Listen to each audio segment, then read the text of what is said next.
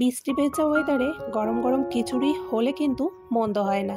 হাতে একদমই যদি সময় কম থাকে তাহলে এইভাবে প্রেসার কুকারে আমি মাঝে মধ্যে খিচুড়ি বানিয়ে থাকি।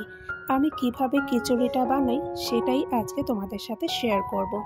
তো দেখো, আমি একটা প্রেসার কুকার নিয়ে নিয়েছি। ওর মধ্যে ফোড়নে দিয়ে দিয়েছি শুকনো লঙ্কা, তেজপাতা, পাঁচফোড়ন আর দিয়ে দিয়েছি আদা। দিয়ে খুব ভালো করে আমি ভেজে নিয়েছি। তারপর এর মধ্যে দিয়ে দিচ্ছি মুগ ডাল।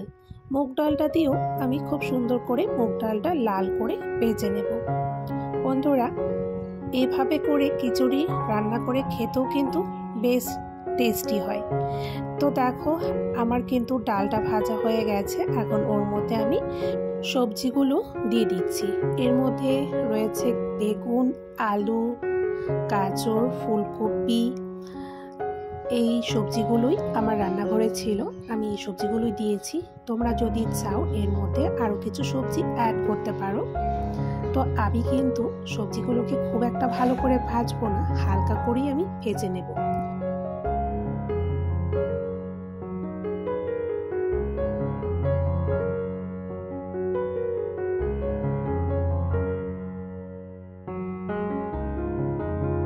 সবজিগুলোর মধ্যে এখন আমি নুন দিয়ে দেব। তো পরিমাণ মতো নুন দিয়ে দিচ্ছি।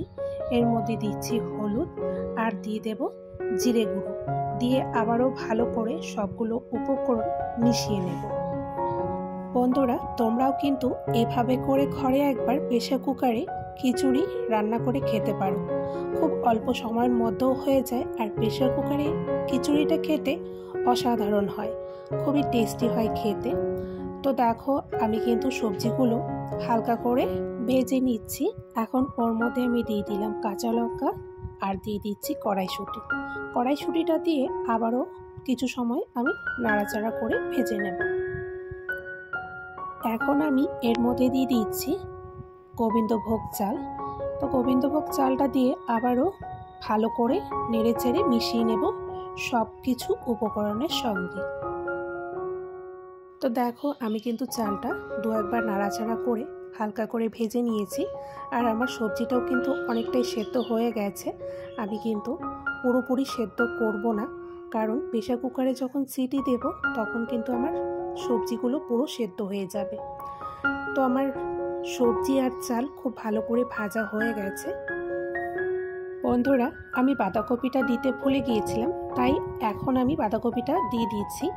বাঁধাকপিটা দিয়ে আবারও আমি হালকা নেড়ে নেব, সব কিছু আবারও ভালো করে মিশিয়ে নেব।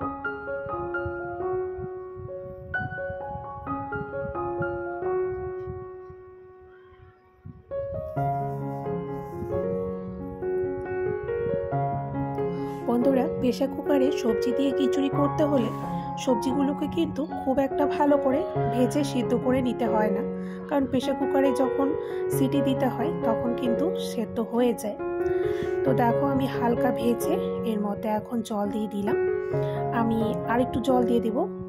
পরিমাণ মতো জল দিয়ে আমি আরেকটু ভালো করে সব কিছু উপকরণ মিশিয়ে দিয়ে তারপর আমি প্রেসার কুকারের ঢাকনাটা লাগিয়ে আমি মাত্র 3টে সিটি দিয়ে নেব।